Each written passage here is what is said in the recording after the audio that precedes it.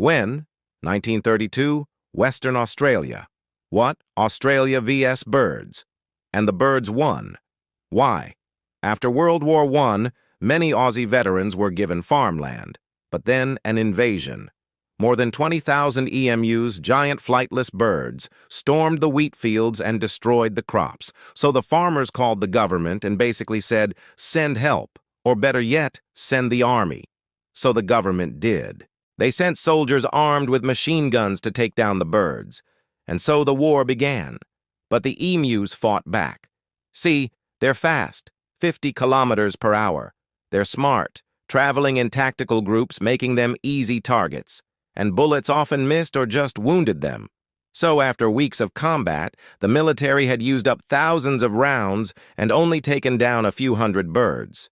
With guns jamming and trucks breaking down, the emus outran everything. So the operation was called off. Final thought. Australia brought machine guns to a bird fight. The emus brought chaos and cardio.